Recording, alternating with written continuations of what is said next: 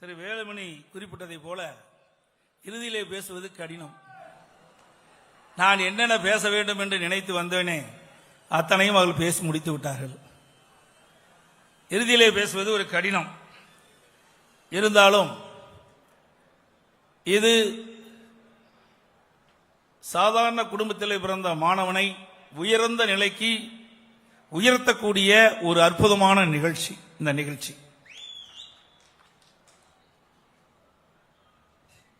இந்த சங்கம் 1989ஆம் ஆண்டு துவங்கப்பட்டு வெள்ளி விழா கண்டு கொண்டிருக்கின்றது. கொங்கு வேளாளர் பேரவை வெள்ளி விழா காணுகின்ற ஒரு சூழ்நிலைகளை நான் உங்களை சந்திக்கின்ற பாக்கியத்தை அண்ணன் சந்திரசேகரன் அவர்கள் உருவாக்கி தந்திருக்கின்றார். அவர் ஆசிரியராக இருந்து அந்த ஆசிரியர் இருக்கின்ற காலத்திலே என்னென்ன நினைத்தாரோ அதையெல்லாம் இப்பொழுது சாதித்துக் கொண்டிருக்கின்றார்.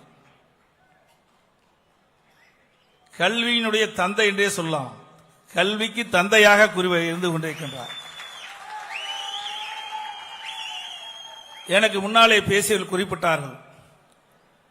அவருடைய பள்ளியிலே படித்தவர்கள் பல பேர், ஆயிரக்கணக்கான பேர் மருத்துவர்களாக, ஆயிரக்கணக்கான பொறியாளர்களாக, இன்னும் அரசு பணியாளர்களாக எத்தனையோ பேரை உருவாக்கிய பள்ளியை நிறுவனவர் சந்திரசேகர் அவர்கள். பல குடும்பத்தை வாழ வைத்தவர். அவரை எவ்வளவு முறை பாராட்டினாலும் தகும். ஒருவருடைய வாழ்க்கையிலே ஏற்றம் பெறுவதென்று கடினம். அதை செய்து கொடுக்கின்ற மனப்பான்மை உள்ளவராக பார்க்கின்றோம் சந்திரசேகர் அவர்களை. இந்த சங்கம் 2017 அரூரில் கொங்கு வேளாளர் கண்ட திருமணம் கட்டப்படுவதற்காக துவங்கப்பட்டு வேகமாக துரிதமாக கட்டி இன்றைய தினம் நாம் திறந்து வைத்திருக்கின்றோம். கொங்கு வேளாளர் நன்கொடையாக 15 கோடி ரூபாய் இப்பகுதி மக்கள் வழங்கி அதன் மூலமாக இன்றைய தினம் பிரம்மாண்டமான அழகான அற்புதமான கட்டிடத்தை உங்களுக்கு கொங்கு வேளாளர் பேரவை சார்பாக வழங்கப்பட்டிருக்கின்றது. ஆகவே இந்த சங்கத்தின் மூலமாக உயர்ந்த கல்வி படிப்பதற்காக யுபிஎஸ்சி, எஸ்எஸ்சி, டிஎன்பிஎஸ்சி போன்ற கல்வியை இந்த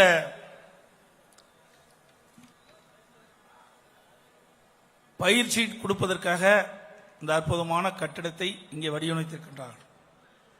இது முழுக்க முழுக்க கொங்கு வேளாளர் கன்றுடைய நிதியிலிருந்து கட்டப்பட்டதாக இங்கே சொன்னார்கள். இருந்தாலும் அவரிடத்தில் நான் கேட்டுக்கொண்டேன். நான் ஒரு முதலமைச்சராக இருந்தவன், ஒரு கட்சிக்கு பொதுச் செயலாளராக இருக்கின்றேன். ஜாதிக்கும் மதத்திற்கும் அப்பாற்பட்டவனாக இப்பொழுது இந்த நிலையிலே இருந்து கொண்டிருக்கின்றேன். அண்ணன் அன்பழகன் அவரிடத்திலே நான் வைத்தேன். நாம் ஒரு குறிப்பிட்ட சமுதாய நிகழ்ச்சிக்கு செல்கின்ற பொழுது அவர் முத்திரையை குத்தி விடுவார்களே என்று சொன்னேன். இல்லை அண்ணா, அப்படியெல்லாம் இல்லை. அவருடைய பள்ளியிலே படித்த மாணவர்கள் பல மதத்தை சார்ந்தவர்கள், பல ஜாதியை சேர்ந்தவர்கள் இன்றைக்கு உன்னத நிலைக்கு உயர்த்தியவர் அண்ணன் சந்திரசேகரன் அவர்கள். ஜாதிக்கும் மதத்திற்கும் அப்பாற்பட்டு அவர் பள்ளியிலே படித்த மாணவர்கள் உயர்ந்த நிலைக்கு வந்து நாட்டுப்பற்றோடு இருந்து கொண்டிருக்கின்ற ஒரு நல்ல ஒரு மனிதர் உருவாக்கப்பட்ட இந்த பயிற்சி பள்ளியை நீங்கள் திறந்து வைக்க வேண்டும் என்ற அன்பு வேண்டுகோளை வைத்தார். அவரும் மரியாதைக்கு அண்ணன் சந்திரசேகரனும் நேரிலே வந்து என்னை அழைத்தார்கள். அதை பொறுப்பேற்று அப்பொழுது நான் அவரிடத்திலே தெரிவித்தேன், இந்த பயிற்சி பள்ளியிலே படிக்கின்ற மாணவர்களிலே 100%, 20% மாணவர்கள் மற்ற சமுதாயத்தைச் சேர்ந்தவர்களும் சேர்த்து படிக்கக்கூடிய வாய்ப்பை நீங்கள் உருவாக்கி தர வேண்டும் என்று கேட்டு உடனடியாக அண்ணன் சந்திரசேகரன் அவர்கள், நான் ஆசிரியராக இருந்து வந்தவன், மதத்திற்கும் ஜாதிக்கும் அப்பாற்பட்டு அனைத்து மாணவர்களுக்கும் நல்ல கல்வியை போதித்த ஆசிரியராக இருந்து வந்திருக்கின்றேன். ஆகவே நீங்கள் வைத்த கோரிக்கையை நான் ஏற்று அந்த வாய்ப்பை மற்ற சமுதாயத்துக்கும் உருவாக்கி தருவேன் என்று சொல்லி எனக்கு மகிழ்ச்சியை உண்டாக்கி இருக்கின்றார்.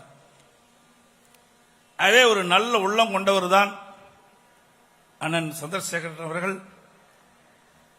இந்த சங்கம் மென்மேலும் வளர வேண்டும்.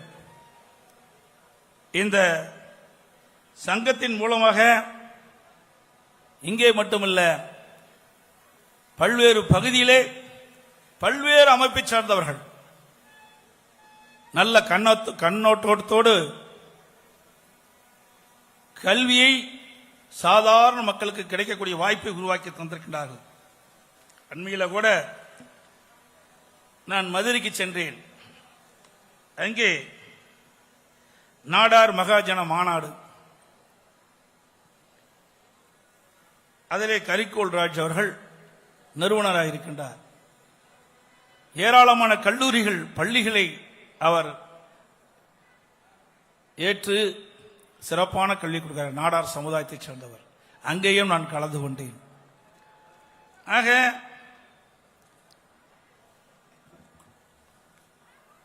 கொங்கு பல்நோக்கு பயிற்சி ஆலயம் என்பது இளைஞர்களையும் மாணவர்களையும் ஒரு சிறந்த மனிதராக உயர்ந்த நிலைக்கு உயர்த்துவதற்காக இந்த அமைப்பை உருவாக்கி தந்திருக்கின்றார்கள். எனவே இந்த பயிற்சி பள்ளியில் படிக்கின்ற மாணவர்கள் எதிர்காலத்தில் சிறந்தவர்களாக விளங்குவதற்கு அண்ணன் சந்திரசேகரன் அவர்கள் உங்களுக்கு அற்புதமான கட்டிடத்தை கட்டி கொடுத்திருக்கின்றார்கள், பயிற்சி நிலையத்தை கொடுத்திருக்கின்றார்கள். இதை நல்ல முறையிலே இந்த மாவட்ட மக்கள் பயன்படுத்தி அவருடைய எதிர்காலம் சிறப்பாக அமைய வாழ்த்துக்களை இந்த நேரத்தில் தெரிவித்து, அதோடு ஸ்ரீ வித்யா மந்திர் மெட்ரிக் மேல்நிலைப் பள்ளி மூலமாக இம்மாவட்டத்தில் உள்ள அரசு மருத்துவமனைக்கு உதவி, காவல் நிலையத்திற்கு உதவி, வட்டாட்சி அலுவலகத்திற்கு வரும் பொதுமக்கள் அமர கட்டிடம், இப்பகுதியில் உள்ள அரசு பள்ளிகள் அனைத்துக்கும் பல்வேறு வகையில் உதவி, கலையரங்கம், ஸ்மார்ட் கிளாஸ், விளையாட்டு மைதானம் உள்ளிட்ட பல்வேறு உதவிகளை சந்திரசேகரன் அவர்கள் மன மகிழ்ச்சியோடு செய்து வருகிறார். அவர் இந்த நேரத்தில் நான் மேலும் மேலும் பாராட்ட கடமைப்பட்டிருக்கின்றேன். அதோடு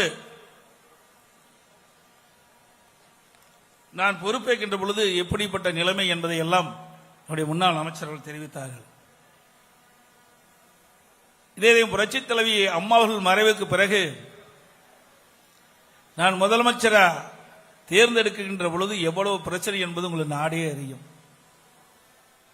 அறிவிச்சவர் சொன்னதை போல இன்றைக்கு முதலமைச்சர் இருக்கிறது, அன்றைக்கு எதிர்க்கட்சி தலைவர் ஸ்டாலின் உட்பட எதிர்க்கட்சி தலைவர்கள் எல்லாம் ஏளனமாக கேளனமாக கீழ்த்தரமாக என்னை எல்லாம் விமர்சனம் செய்தார்கள். எடப்பாடி பழனிசாமி தமிழகத்துடைய அமைச்சராக எத்தனை நாள் நீடிப்பார்? 10 நாளா, 1 மாதமா, 2 மாதமா, 3 மாதமா, 6 மாதமா என்று அவர்கள் கேள்வி எழுப்பிக் கொண்டிருந்தார்கள். ஆனால் உங்களுடைய மகத்தான ஆதரவின் பேரிலே மேடையிலே வீட்டுக்கின்ற எங்களுடைய முன்னாள் அமைச்சருடைய ஆதரவோடு, எங்களுடைய சட்டமன்ற உறுப்பினரோடு 4 வருடம் 2 மாதம் சிறப்பான ஆட்சியை நாட்டு மக்களுக்கு தந்த அரசு அம்மாவுடைய அரசு. இன்றைக்கும் தமிழகத்திற்கு எங்கு சென்றாலும் அந்த 4 வருடம் 2 மாத அம்மாவுடைய ஆட்சி தான் ஒரு பொற்கால ஆட்சி என்று சொல்லுகின்ற அளவிற்கு ஒரு சிறப்பான ஆட்சியை நாங்கள் கொடுத்தோம். 4 வருடம் 2 மாத காலத்திலே பல்வேறு திட்டங்களை இந்த நாட்டு மக்களுக்கு அளித்தோம். அதிலே மருத்துவத்துறை சிறப்பான செயல்பட்டு, எனக்கு முன்னாலே பேசியவர்கள் குறிப்பிட்டதை போல ஒரே ஆண்டில் 11 மருத்துவக் கல்லூரியை கொண்டு வந்து சரித்திரத்தை படைத்த அரசு அம்மாவுடைய அரசாங்கம் தான். இந்தியாவில் எந்த மாநிலத்திலும் ஒரே ஆண்டில் 11 மருத்துவக் கல்லூரி கொண்டு வந்த சரித்திரம் கிடையாது. அந்த சரித்திரத்தையும் அதிமுக அரசு தான் படைத்தது. 6 சட்டக்கல்லூரி, உங்கள் மாவட்டத்திற்கும் ஒரு சட்டக்கல்லூரி, அறிவுச்சோதரன் அன்பழகன் அவருடைய வேண்டுகோளை ஏற்று உங்கள் மாவட்டத்திற்கு ஒரு சட்டக்கல்லூரி கொடுத்து கட்டடம் கட்டி இங்கே இருக்கின்ற மாணவர்கள் சட்டம் பயில வாய்ப்பை ஏற்படுத்தி கொடுத்ததும் அதிமுக அரசாங்கம். அது மட்டுமல்லாம எனக்கு முன்னாலே பேசியவர்கள் குறிப்பிட்டதை போல 7.5% உள் இடஒதுக்கீடை கொண்டு வந்ததும் அதிமுக அரசாங்கம். அது மிகப்பெரிய சாதனை. இன்றைய அரசாங்கம் ஆட்சியாளர்கள் அன்றைக்கு எதிர்க்கட்சியில் வரிசையிலே அமர்ந்திருந்தார்கள். அப்பொழுது குறிப்பிட்டார்கள், ஆட்சிக்கு வந்தவுடன் முதல் கையெழுத்து நீட் தேர்வு ரத்து செய்யப்படும் என்று. இன்றைய தினம் கிட்டத்தட்ட 2 ஆண்டு 8 மாத காலம் நிறைவு பெற்று விட்டது. இன்னும் இதற்கு விடிவு பிறக்கவில்லை. இன்றைக்கு விளையாட்டுத்துறை அமைச்சராக திரு உதயநிதி ஸ்டாலின் அவர்கள் குறிப்பிட்டார், நீட் தேர்வை ரத்து செய்வதற்கு ரகசியம் இருக்குது என்று சொன்னார். அந்த ரகசியத்தை இதுவரைக்கும் தெரிவிக்கவே இல்லை.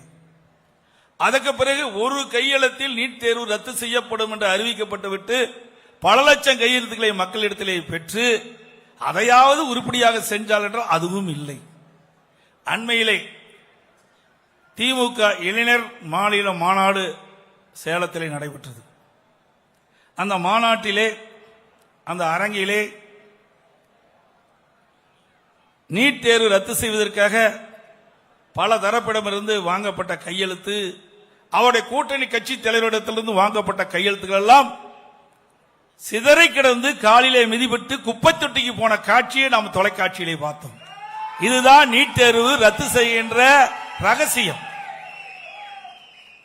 இதற்கு முன்பு ஒன்று செய்தார், ஊர் ஊராக போனார். அன்றைக்கு எதிர்க்கட்சி தலைவராக இருந்த ஸ்டாலின், அவருடைய முன்னாள் அமைச்சர்கள், அப்பொழுது சட்டமன்ற உறுப்பினராக இருந்தார், ஊர் ஊரா போய் ஒரு திண்ணையை பார்த்து பெட்ஷீட்டை போட்டு அமர்ந்து, உங்களுக்கு என்ன குறை இருக்குது சொல்லுங்க, நான் ஒரு பெட்டி வச்சிருக்கிறேன். எப்பவுமே பெட்டி மேதான் கண்ணு ஸ்டாலினுக்கு, மக்கள் மீது கண்ணு கிடையாது. பொட்டி வாங்கி வாங்கி பழக்கம் இல்ல. அதே பெட்டியை வைத்து உங்களுடைய குறைகளை நீங்கள் எழுதி மனுவாக அந்த பெட்டியிலே போடுங்கள், அந்த பெட்டியை பூட்டி நான் பத்திரமாக வைத்துக் கொள்வேன் என்று சொன்னார். ஆட்சிக்கு வந்தவனும் அந்த பெட்டியை பெட்டியை திறந்து இருக்கின்ற மனுவை பரிசீலித்து உடனுக்குடன் நிறைவேற்றுவேன் சொன்னார். சாவி தொலைஞ்சு போச்சாட்டு இருக்குது, என்ன கிடைக்கல. எப்படி தந்திரமாக கவர்ச்சியாக மக்களிடத்திலே பேசி மக்களை கவர்ந்து மக்களை ஏமாற்றி ஆட்சிக்கு வந்தால் என்பதை நீங்கள் எண்ணி பார்க்க வேண்டும். அதற்கு பிறகு மற்றொன்றையும் சொன்னார், நான் முதலமைச்சர் ஆனவுடன் நீங்கள் எழுதி என்னிடம் வைத்த கோரிக்கை பெட்டியிலே போட்டிருந்தாலும் அதை நிறைவேறவில்லை என்றால் என்னுடைய அறை திறந்தே இருக்கும், எப்பொழுது வேணாலும் நேரடியாக வந்து என்னை சந்தித்து உங்களுடைய குறைகளை தீர்த்துக் கொள்ளலாம் என்று சொன்னார். எத்தனை பேரை நீங்க நேரில் பார்த்தீங்க? உங்க மந்திரியே பார்க்க முடியல, உங்க எம்எல்ஏ பார்க்க முடியல. எப்படியெல்லாம் மக்களை ஏமாற்றுகிறார்கள் என்பதை இந்த நேரத்தில் குறிப்பிட விரும்புகின்றேன். அதே போல அனைத்து இந்திய அண்ணா திராவிட முன்னேற்ற கழக அரசை விமர்சித்தவர்கள் மூக்கு மேல் விரல் வைக்கின்ற அளவிற்கு அனைத்து இந்திய அண்ணா திராவிட முன்னேற்ற கழக அரசு 4 வருடம் 2 மாத காலத்தில் சிறப்பான ஆட்சி கொடுப்பதற்கு பல சான்றுகள் இருக்கின்றன. இங்கே அமர்ந்திருக்கின்ற முன்னாள் அமைச்சர்கள், அறிவிச்சர் எஸ் பி வேலுமணி அவர்கள், அவருடைய துறையில உள்ளாட்சி துறையில தேசிய அளவில் 140 விருதுகளை பெற்றிருக்கின்றோம். ஒரு விருது 2 விருது அல்ல, சிறப்பாக ஆட்சி செய்து சிறப்பாக நிர்வாகம் செய்த காரணத்தினாலே தேசிய அளவில் உள்ளாட்சி துறையில 140 விருதுகளை பெற்றவர் தான் அறிவிச்சவர் எஸ் பி வேலுமணி அவர்கள். எனக்கு முன்னாலே மின்சாரத்துறை அமைச்சர் பேசினார், முன்னாள் மின்சாரத்துறை அமைச்சர் பேசினார், அறிவிச்சவர் தங்கமணி அவர்கள். அனைத்து இந்திய அண்ணா திராவிட முன்னேற்ற கழக ஆட்சி வருவதற்கு முன்பு கடுமையான மின்வெட்டு, அம்மாவுடைய நிர்வாக திறமையின் காரணமாக படிப்படியாக மின்வெட்டு குறைக்கப்பட்டது. அம்மா மறைவுக்கு பிறகு தடையில்லா மின்சாரம் கொடுப்பதற்கு அவரும் ஒரு காரணமாக இருந்தார். அந்த மின்சார துறையிலே சரியான முறையிலே நிர்வாக திறமைய மூலமாக ஆட்சி செய்ததன் விளைவு தடையில்லா மின்சாரத்தை கொடுத்தோம். அது மட்டுமல்ல, விவசாயிகளுக்கு மும்முனை மின்சாரம் 24 மணி நேரம் விவசாயியுடைய பம்பு செட்டை இயக்கக்கூடிய அளவிற்கு மும்முனை விவசாயிகளுக்கு கொடுத்ததும் அம்மாவுடைய அரசு தான். அதே போல தமிழ்நாட்டில் பொதுப்பணித்துறைக்கு கிட்டத்தட்ட 14,000 ஏரிகள் இருக்கின்றன. உள்ளாட்சி துறையில் 26,000 ஏரிகள் குளம் குட்டைகள்லாம் இருக்கின்றன. கிட்டத்தட்ட 40,000 ஏரிகள் பொதுப்பணித்துறை உள்ளாட்சி துறையின் கீழ் வருகிறது. இந்த ஏரிகள் அனைத்துமே பல ஆண்டு காலமாக தூர் வாராமல் இருந்த காரணத்தினாலே பெய்கின்ற மழை நீர் உபரியாக வெளியேறி வருகிறது. இது என்னுடைய கவனத்திற்கு வந்தவுடன் தமிழ்நாட்டில் இருக்கின்ற பொதுப்பணித்துறையின் கீழ் வருகின்ற ஏரிகள் உள்ளாட்சி துறையின் மூலமாக ஏரி குளம் குட்டம் அந்த ஏரிகள் அனைத்தும் தூர் வாரப்படும் என்று அறிவிக்கப்பட்டு அதை விவசாய பெருமக்களிடத்திலே ஒப்படைக்கப்பட்டு குடிமராமத்து என்ற அற்புதமான திட்டத்தை கொண்டு வந்து அந்த பொதுப்பணித்துறை ஏரியில் அள்ளப்படுகின்ற வண்டல் மண் விவசாயியுடைய நிலங்களுக்கு இயற்கை உரமாக பயன்படுத்திக் கொள்ளலாம் என்ற அறிவிப்பை வெளியிட்டு விவசாயிகள் விலையில்லாம அந்த ஏரி வண்டல் மண்ணை அள்ளி தங்களுடைய நிலத்திற்கு இயற்கை உரமாக பயன்படுத்தினார்கள். அதுதான் அதிமுகவுடைய சாதனை. இன்னைக்கு ஒரு லோடு மண் அள்ள முடியுமா? ஒரு லோடு மண் அள்ள முடியுமா? முடியாது.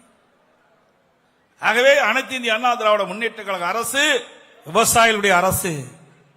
விவசாயிகள் எப்பொழுதெல்லாம் கஷ்டப்படுகிறார்களோ அப்பொழுதெல்லாம் உதவி செய்து அவர்களை அந்த வேதனையிலிருந்து காப்பாற்றப்படக்கூடிய அரசாங்கமாக அம்மாவுடைய அரசு திகழ்ந்தது. அதோடு உங்களுடைய மாவட்டம் ஒரு வறட்சியான மாவட்டம், ஒரு பின்தங்கிய மாவட்டம். ஆகவே உடலுக்கு உயிர் எப்படியோ அதுபோல விவசாயத்திற்கு நீர் முக்கியம், குடிப்பதற்கு நீர் மிக முக்கியம்.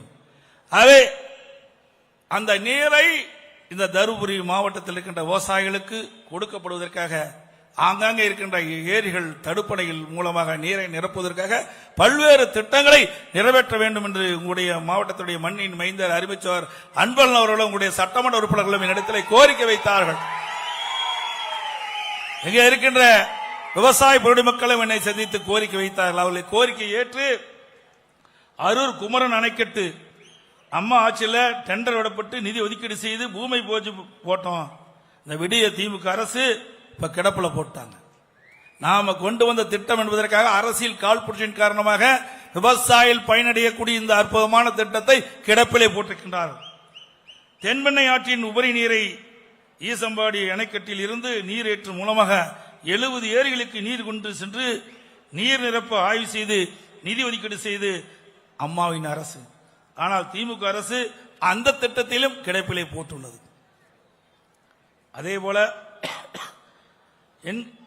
இணைக்கல் புதூர் அணைக்கட்டு டு தூம்பலஹள்ளி டேம் வரை 36 தடுப்பணை 35 ஏரிகள் நீர் நிரப்புவதற்காக டெண்டர் விடப்பட்டு அந்த பணி வேகமாக துரிதமாக அம்மாவுடைய அரசு செயல்படுத்தி வந்தது. இன்றைய தினம் ஆமை வேகத்தில் நடைபெற்றுக் கொண்டிருக்கின்றது. அதேபோல அலியாலம் அணைக்கட்டு டு தூள்செட்டி ஏரி நீர் நிரப்ப டெண்டர் விடப்பட்டு தற்போது 5% பணி மட்டும் நிறைவேற்றப்பட்டிருக்கிறது. இதுவும் அரசியல் காழ்ப்புணர்ச்சியின் காரணமாக மக்கள் விரோத ஆட்சி கிடப்பிலே போடப்பட்டிருக்கிறது. ஜர்தலாவ் கால்வாய் 5000 மீட்டர் டு புலிக்கரை ஏரி வரை 14 ஏரி நீர் நிரப்ப டெண்டர் விடப்பட்டு அதுவும் அந்த பணியும் ஆமை வேகத்தில் நடைபெற்றுக் கொண்டிருக்கிறது. ஆகவே இன்றைக்கு அனைத்து இந்திய அண்ணா திராவிட முன்னேற்ற கழக அரசு இந்த வறட்சியான பகுதியில் இருக்கின்ற மக்களுக்கு ஆங்காங்கே இருக்கின்ற ஏரிகள் மூலமாக நீரை நிரப்பி தடுப்பணைகளை நீரை தேக்கி நிலத்தி நீரை உயர்த்தி வேளாண் பெருமக்களுக்கு தேவையான நீர் கொடுக்கப்பட வேண்டும், மக்களுக்கு தங்குதடை இல்லாமல் குடிநீர் கிடைக்க வேண்டும் என்பதற்காகத்தான் இந்த திட்டத்தை எல்லாம் நாங்கள் கொண்டு வந்தோம். ஆனால் அத்தனை திட்டத்தையும் இன்றைக்கு கிடப்பிலே போட்டிருக்கின்றார்கள். சில திட்டங்கள் ஆமை வேகத்தில் நடைபெற்றுக் கொண்டிருக்கின்றன என்பதை நீங்கள் எண்ணி பார்க்க வேண்டும்.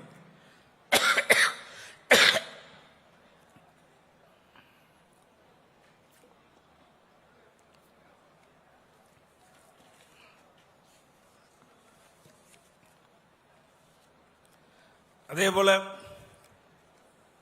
கல்வி செல்வம் என்பது செல்வத்தில் செல்லும் கல்வி செல்வம் தான் சிறந்த செல்வம். நம் உயிர் உள்ளவரை நம்மோடு ஒட்டி இருக்கின்ற ஒரே செல்வம் கல்வி செல்வம் ஒன்றுதான், வேற எந்த செல்வமே இல்லை. கல்வி கற்றோருக்கு சென்ற இடமெல்லாம் புகழ் என்று சொல்வார்கள். அப்படிப்பட்ட அந்த கல்வியை இன்றைக்கு இந்த மாவட்ட மக்களுக்கு சந்திரசேகரன் அவர்கள் வழங்குவதற்காக இந்த பயிற்சி மையத்தை துவங்கியிருக்கின்றார்கள் என்று சொன்னால் அது மிகையாகாது. இந்த சங்கம் சீரோடும் சிறப்போடும் விளங்குவதற்கு மனமுகுந்து நிதி வழங்கிய அத்தனை நல்ல உள்ளங்களுக்கும் இந்த நேரத்தில் நன்றியை தெரிவித்துக் கொள்ள கடமைப்பட்டிருக்கின்றேன். அதோடு இந்த நிகழ்ச்சியிலே வள்ளி கும்மி ஆட்டம் சிறப்பாக மேடையிலே ஆடிய நம்முடைய குழந்தைகளுக்கும் சகோதரிகளுக்கும் மனமார்ந்த பாராட்டுகளையும் இந்த நேரத்தில் தெரிவிக்கிறேன். எனவே இங்கே நடனம் ஆடியவர்கள் அத்தனை பேருமே குழந்தைகளும் பெண்களும். அது ஒரு அற்புதமான கிராமப்புற கலை என்று கூட சொல்லலாம். இன்றைக்கு இருக்கின்ற வீட்டில் இருக்கின்ற பெண்களுக்கு மன அழுத்தம் பல வகையில் ஏற்படுகின்றது. அந்த மன அழுத்தத்தை குறைப்பதற்கு இந்த வள்ளி கும்மி ஆட்டம் ஒரு சிறந்ததாக இருக்கும் என்று நான் கருதுகின்றேன். அதை மென்மேலும் அவர்கள் வளர்க்க வேண்டும். அந்த நிகழ்ச்சியை ஏற்பாடு செய்த அவருக்கு எனது மனமார்ந்த நன்றியும் பாராட்டுகளையும் இந்த நேரத்தில் தெரிவிக்க விரும்புகின்றேன். அதேபோல இந்த கொங்கு வேளாளர் கவுண்டருடைய சங்கத்தின் மூலமாக இன்றைய தினம் கொங்கு பல்நோக்கு பயிற்சி ஆலயம் மென்மேலும் வளர்ந்து இந்த வறட்சியான பின்தங்கிய மாவட்டத்தில் இருக்கின்ற இளைஞர்கள் மாணவர்கள் உயர்ந்த நிலைக்கு வருவதற்கு அடித்தளமாக இது திகழ வேண்டும் என்று வாழ்த்தி வாய்ப்பு